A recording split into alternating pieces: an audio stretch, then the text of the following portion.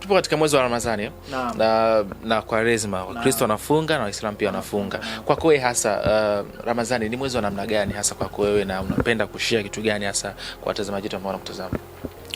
Mwezi mtukufu wa Ramadhani ni mwezi, nitajaribu niweke katika lugha ambayo sisi sasa hivi ni rahisi kuelewa. Ni kama cheat code ambayo, au ni kama una reset majanga yako yote uliyofanya mwaka mzima. Hii Ramadhani inatosheleza kuyarekebisha na kuyaweka sawa iwapo utakuwa na nia safi, kwa sababu usiku wa kwanza tule Mwenyezi Mungu huingiza watu ambao idadi yake haijulikani peponi bila hesabu.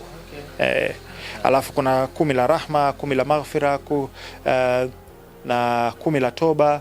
Kwa hiyo ni mwezi ambao ni mtukufu sana, na ni mwezi ambao unajua sasa hivi tuko very materialistic, na niwaambie tu hakuna kitu chenye faida, hakuna tiba kubwa ambayo mimi naiamini kama kufunga. Umeona mimi nimepungua, niliumwa kidogo, lakini kabla hata kuumwa pia nilishaanza kupungua, kwa sababu ninajua jinsi ya kucheza na chakula na diet. Mwili wa binadamu haujaumbwa kula vyakula vingi kwa wakati mmoja, wala milo mitatu. Hii imekuja sasa hivi, yani hata ukiingia kwenye jinsi ilivyokuja kwamba breakfast is the most important meal of the day, ilikuwa ni marketing term ile, kwa sababu ya kuuza vitu kama cereals na Kellogg's na vitu kama hivyo. Umeona na vyakula vingine. Na mtu unapokuwa saumu inatibu kansa, inatibu magonjwa ya moyo, inatibu magonjwa mengi, kwa sababu mwili wa binadamu uko hivi, unapokuwa uko free, hauna chochote ndani, unajipa majukumu mengine ambayo ni kujitengeneza yenyewe kwa yenyewe. Lakini kila saa unapokula unakunywa, inawekeza nguvu katika kuprocess zile chakula. Lakini unapokuwa uko katika hali ya njaa, mwili sasa unaanza kupita kansa kansa zozote ambazo ni mbovu ndani ya mwili unazitafuna. Unatoa baadhi ya sumu, unafanya detox wenyewe. Unapitia, kuna kitu fulani ambacho nadra sana unatoka kwenye uti wa mgongo, kulinda afya yake. Ajitahidi kwanza apunguze kula sana, hata katika maisha kila siku, na ukila usishibe. Bora ule milo midogo mingi, lakini usile ukashiba. Kwa hiyo saumu ina baraka kubwa sana, na ni muda wa kujikurubisha kwa Mwenyezi Mungu. Tuna majanga mengi, tuna matatizo mengi, kwa hiyo ndio fursa hizi. Na sisi Waislamu tunaamini tuko duniani tunapita.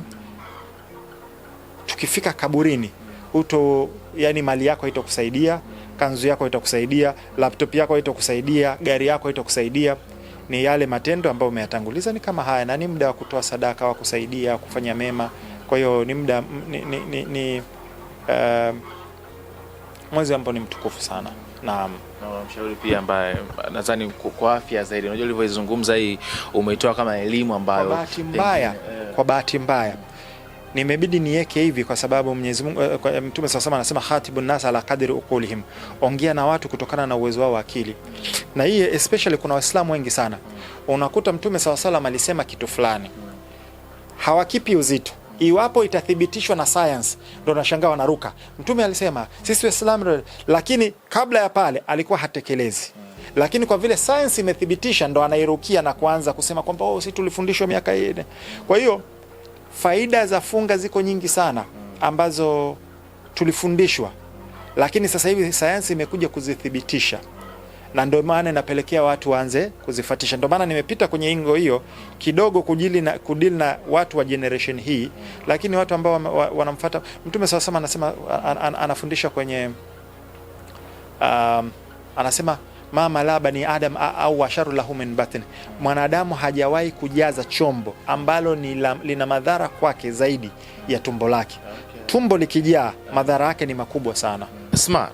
Kwa sababu tuko kwenye mwezi wa Ramadhani, ningependa utoe hii elimu kidogo, imekuwa ikiwachanganya sana watu wengi.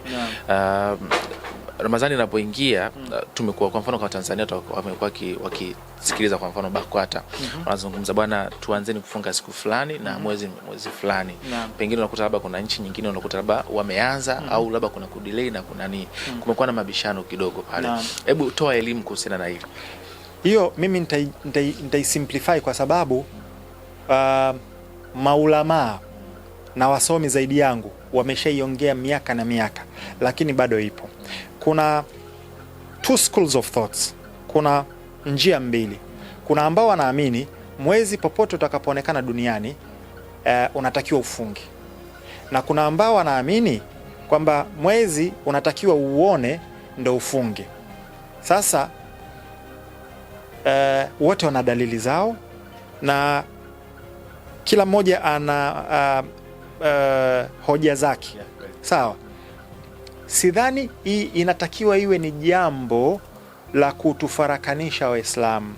Sometimes ukiuliza maulama watakwambia al-ikhtilafu rahma, kwamba kuna rehema fulani, kuna huruma fulani kwenye baadhi ya mambo yanapotofautiana, as long as hayajaenda kinyume na misingi ya Kiislamu, na as long as hayajaenda kinyume na wanaita nasu sarih, ushahidi ambao haupingiki. Nitakutolea mfano. Watu wa da'wa huwa wanapenda kutumia kutiba alaikum siyama kama kutiba alal ladhina min qablikum, kwamba mumeandikiweni kufunga saumu kama walivyoandikiwa wale waliokuwa kabla yenu.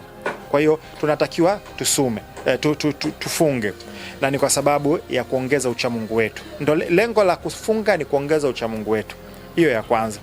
Lakini ukiingia kwa watu wa usul fiqhi, hile sio hoja, sio dalili. Kwa sababu gani? Kwenye usul fiqhi inatakiwa dalili iwe ambayo haina maana mbili. Sasa kutiba alaikum siyam kama kutiba lalladhina min qablikum, ukiingia katika tafsiri ya ile, walioandikiwa kabla yetu walipewa option ya kufunga au kutoa sadaka kwa niaba ya. Kwa hiyo walikuwa na option hiyo. Kwa hiyo as long as ina tafsiri mbili, inakuwa sio hoja sariha ambayo inatuambia sisi tufunge. Katika watu wa usul fiqh wanatumia aya ambayo inasema hivi, faman raa minkum shahr falyasum, na yule atakaiona mwezi na afunge. Kwa hiyo hiyo ni nasu sariha ambayo haina tafsiri. Ukiuona mwezi funga. Yes. Sasa pale wametofautiana, na kuna maulama ukienda mpaka enza masahaba kwamba je, akiona yoyote duniani tufunge naye, au unatakiwa uone wewe au walioko katika eneo lako.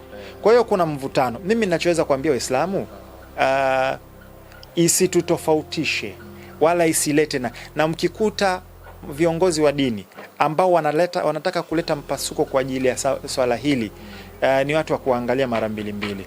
Kwa hiyo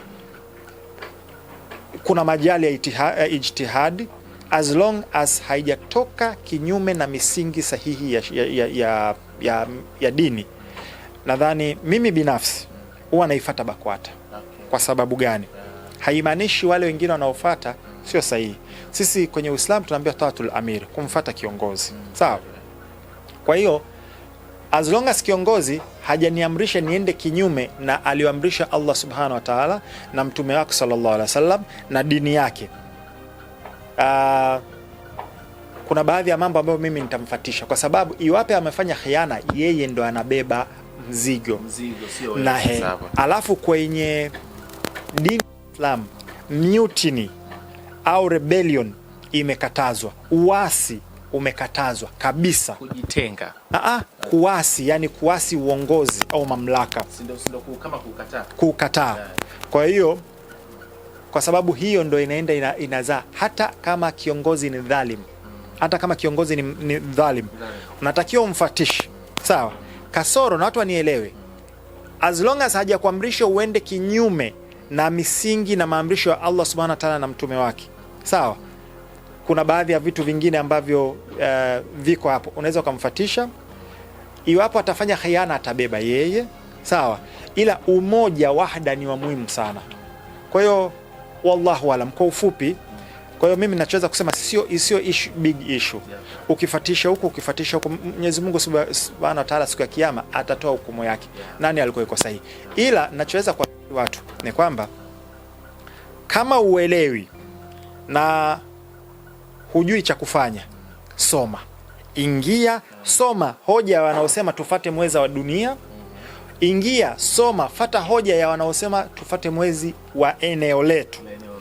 sikiliza, fata hoja zao vizuri, alafu ujifanyie maamuzi yako binafsi. Yes, iwapo umefikia level hiyo ya elimu, unaweza ukafata maamuzi yako wewe binafsi. Lakini hii tunaongelea kwa wale ambao hawana elimu hiyo. Umeelewa? Elimu yao bado ni ndogo. Kwa hiyo wao sasa ndo wanauliza tumfatishe huyu au huyu. Kwa hiyo yoyote utakayefutisha kati ya hawa kwa nia ya nia njema, Allah Subhanahu wa Ta'ala atatoa hukumu yake. Kama umependa unachokisikia, unaweza ukashare na mwenzio na yeye azidi kufaidika. Lakini kama ndo mara ya kwanza unamfollow DJ Smart 255, bonyeza subscribe hapo, alafu jiunge kwenye WhatsApp channel ili wewe unapata taarifa zote za link zote za makala ya DJ Smart yanapokuwa yanatoka. Ila vile vile show your love, show your support ili Fuse zidi kufanya makala mengine, tuzidi kuelimishana. Gharama ni nyingi, tuzidi kuboresha Fuse. Nachoweza kusema is one love. Namba hii hapo.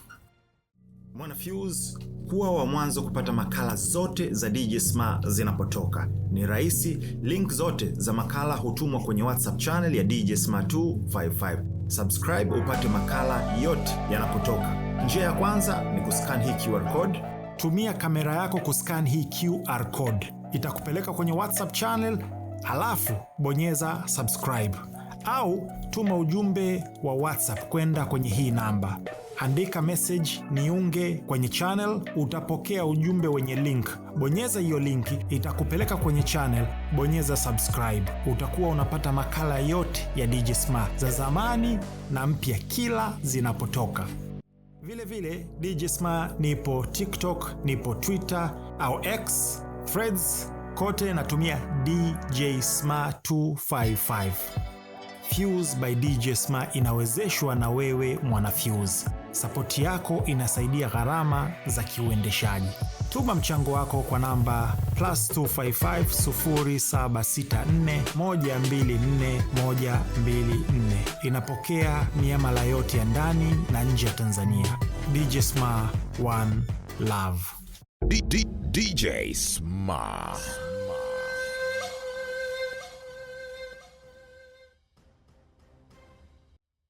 Ila kuna kitu ambacho ningependa tufahamu. Video hii imelenga kwa madhumuni ya kielimu na kuhamasisha fikra za kina. Tunakuza majadiliano ya wazi, lakini wafuatiliaji wote ninatarajia kushiriki kwa heshima. Tafadhali epuka maneno ya chuki, ubaguzi, mashambulizi binafsi au aina yoyote ya vurugu. Tuchangie katika kuunda mazingira salama ya kujifunza na majadiliano yenye tija. Disclaimer: this video is intended for educational purpose and to encourage critical thinking.